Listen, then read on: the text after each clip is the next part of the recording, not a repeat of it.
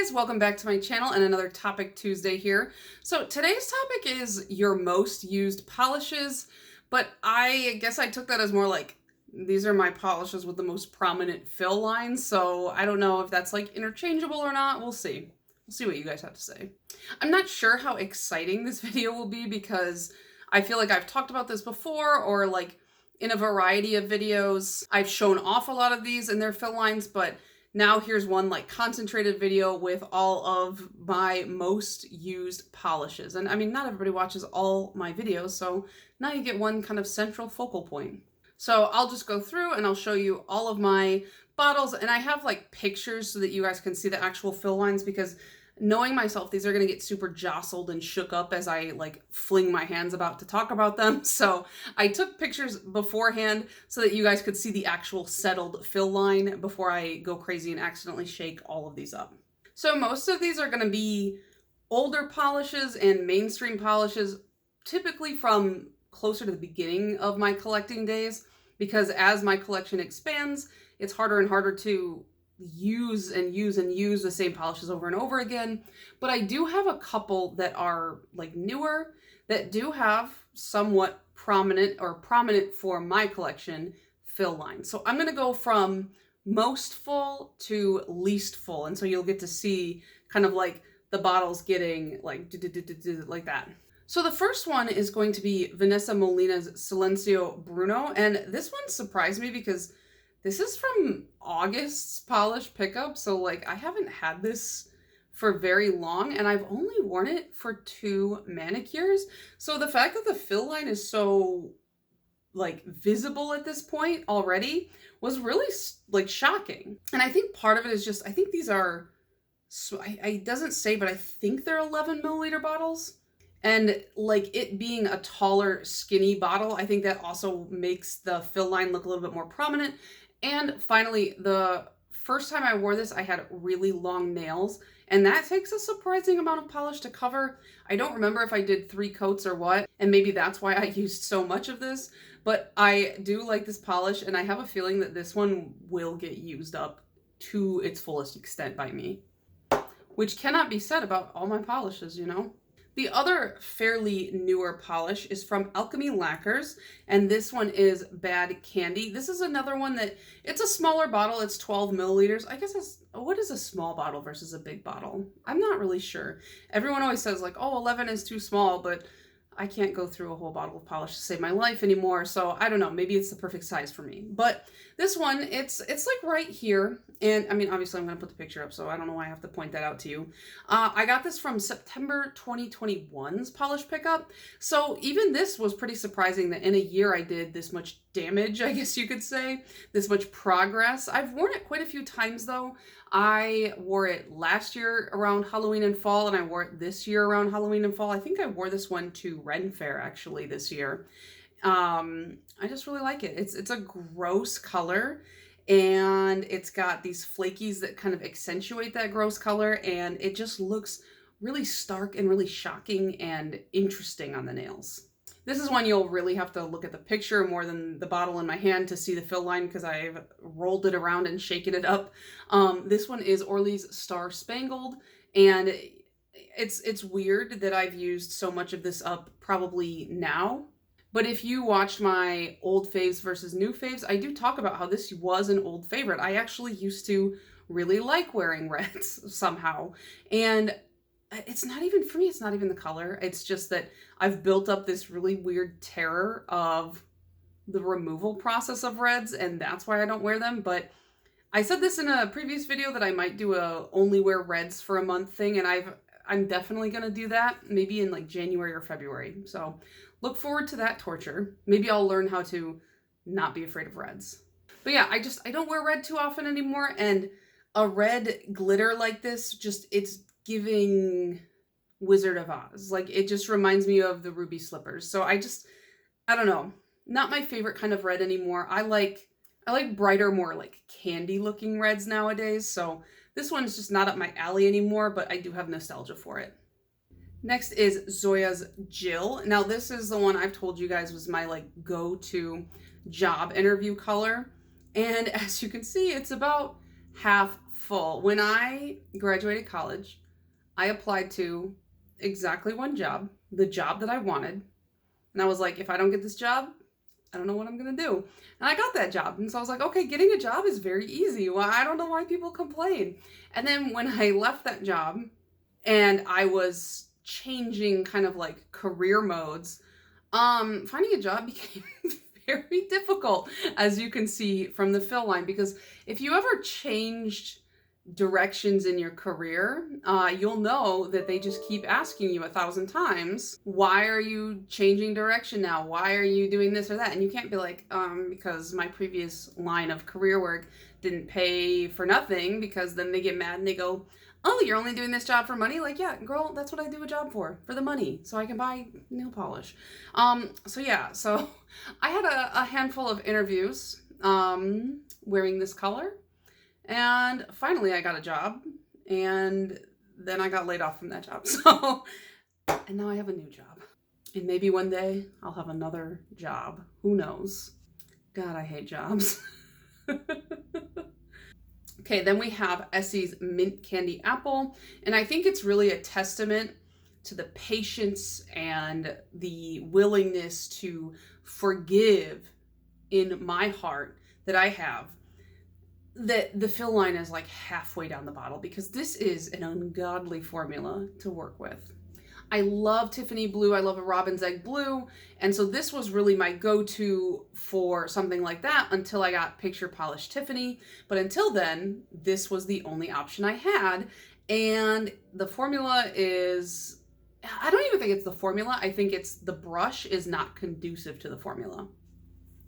Because this one is the old Essie skinny brush. So the formula dries a little bit too quickly, that if you can't spread it out very quickly, it kind of pulls up on itself and it gets a little bit gummy. With a wider paddle brush, that's really not a big problem, because you can kind of 3-swipe that on your nail, no big deal.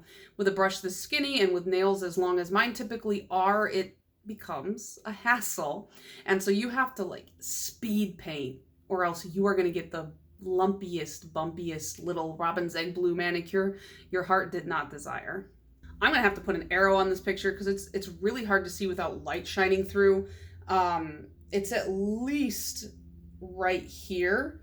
It could be a little bit lower. It's hard to tell on black polishes, but this is Holo Taco's One Coat Black, and this is my go-to black base for anything that needs a black base for nail art or some kind of fun topper. This is the black that I wear, because some people say it's not a one coater for them. For me, it's definitely a one coater. Every nail length I've had, this has been a one coater. I don't know if our application style is just different and that's why, but I've never had an issue with that.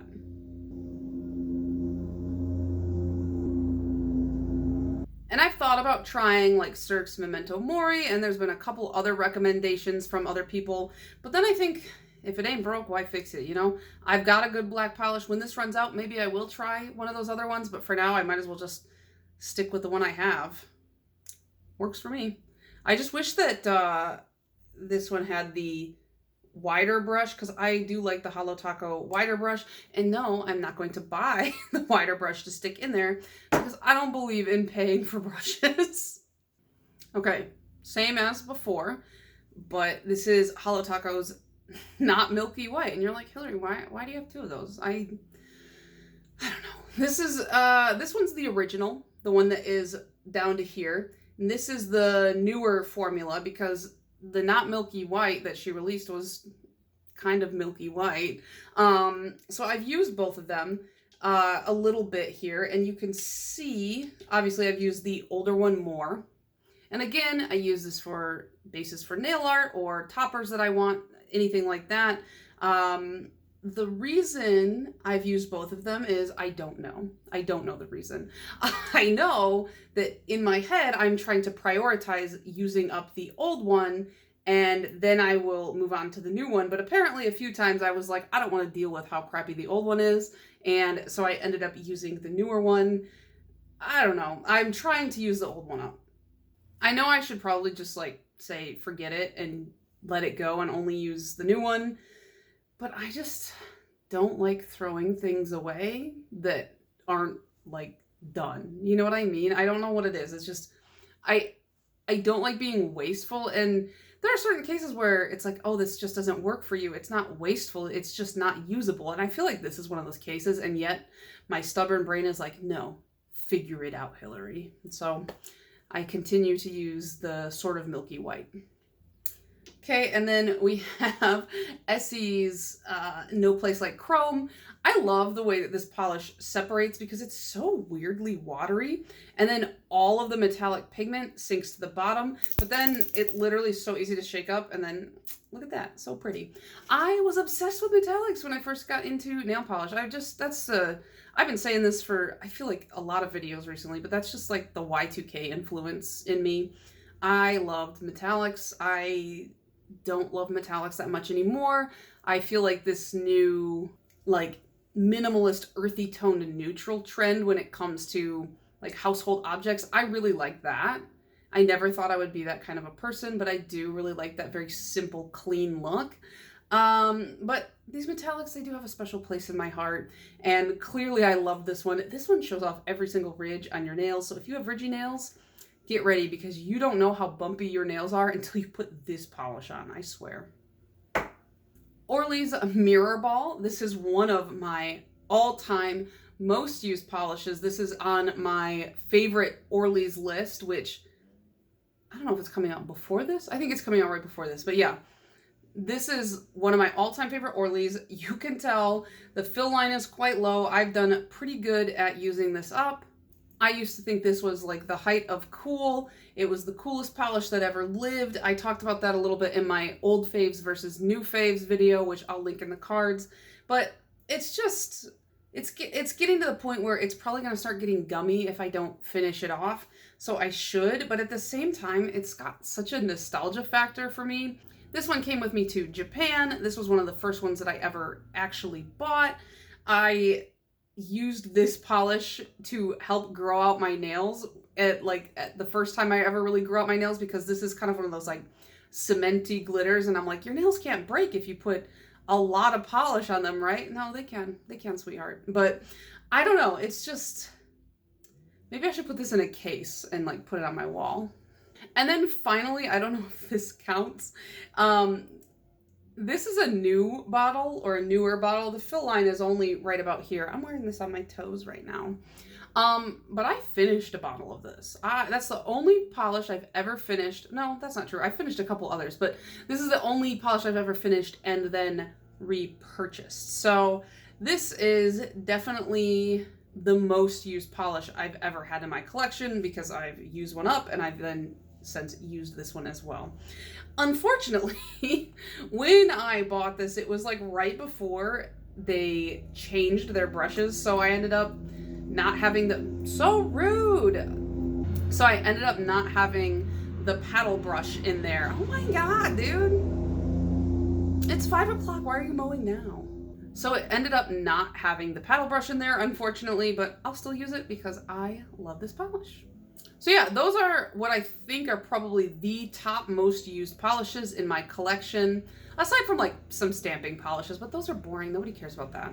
I think, at least for me, like the bigger my collection gets, like I said at the beginning, the harder it is to do a video like this with any sort of regularity, because as your collection gets bigger, it's harder to revisit stuff as frequently, you know what I mean? Stuff doesn't get reworn as much as it did back when I only had like 30 polishes, you know?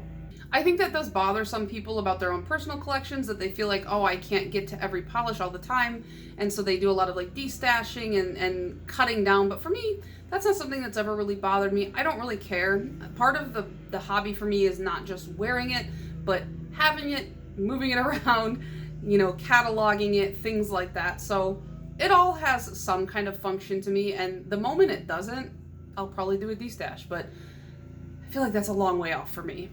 But yeah, let me know what your guys' most used polishes are, and let me know if you've ever fully used up a nail polish, because I feel like that rarely happens for me. Like on my spreadsheet, I think when I fully use up a polish, I move it to a separate tab where it's like, oh, this has been removed from my collection.